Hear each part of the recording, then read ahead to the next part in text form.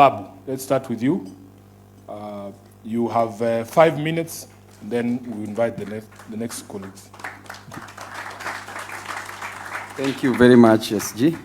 God is good. All the time. And all the time. God is good. Thank you. And about the 10-point agenda that was purportedly released yesterday, I want to say that that was just a mere PR exercise. Everything that was released yesterday was all gibberish. It was all balderdash. It was neither important nor detailed. The detailed parts were not important, and the important parts were not detailed. I want to talk about a few issues that I saw. Issues revolving around the 10-point agenda points to a specific thing: jobs, jobs, jobs. Jobs for the youth, jobs for our women, jobs for our men. This nation, we were promised jobs, that we would get jobs to a tune of around 1 million jobs annually, per year. What are we seeing in return? Just PR exercise. With the issue of the jobs, because of lack of jobs, the youth are going on the streets. Because of lack of jobs, our people are suffering. People are opposing this government simply because there are no jobs that we are supposed to give to our youth, men and women in this country. We look at the important things that must be done by this government to create jobs, and they haven't considered any of them. For us to have serious jobs in this nation, we must industrialize. There must be an industrial revolution, industrialization. But the capacity, when we talk about energy as a part of the infrastructure that we have in this nation, the electricity that we produce in this country, the cost is so high. We only produce around 3,800 megawatts that cannot support industrialization in this country. Then the president was telling us that by the year 2040, we should be producing only 2,000 megawatts of electricity by the use of nuclear reactants, nuclear energy. Meanwhile, our neighbor here in Ethiopia, in 2025, launched the Grand Ethiopia Renaissance Dam. That dam alone is producing 5,150 megawatts of electricity. Kenya itself is importing 400 megawatts of electricity from Ethiopia.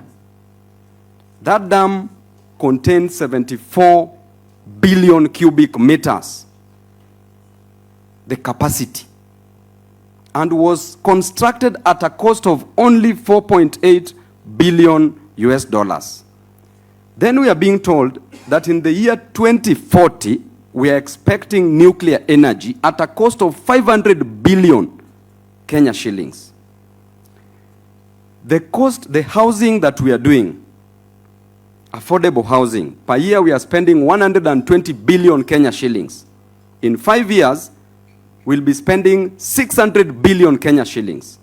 Meanwhile, affordable housing is a private good, and the role of a government is not to participate in provision of private goods, but to facilitate consumption of merit goods like education and health, and also provide public goods like roads.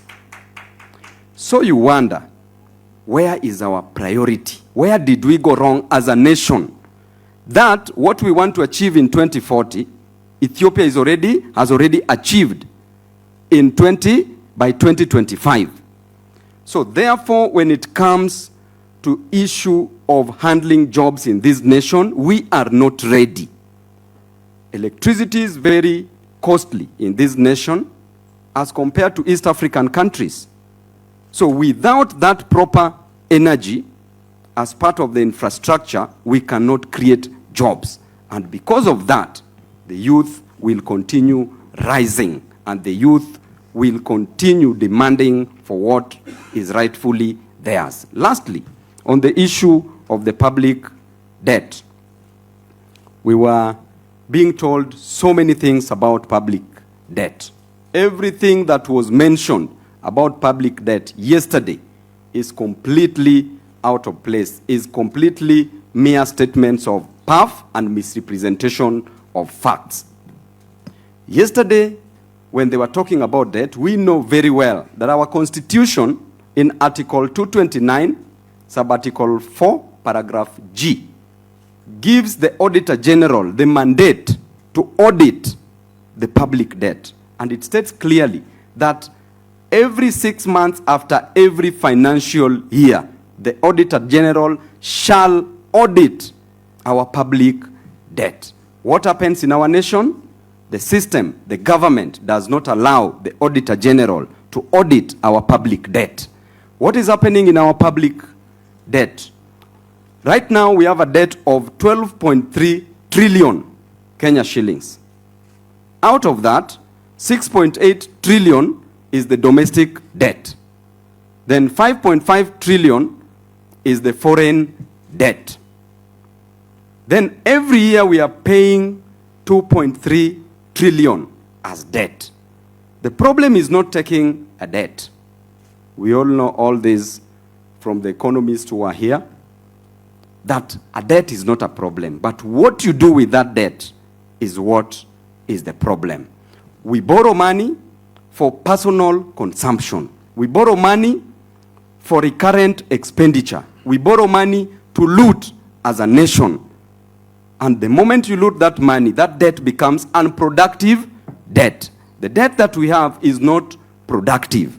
And therefore, we are not even creating jobs, because the moment we make the debt be productive, then we shall be creating jobs with that debt.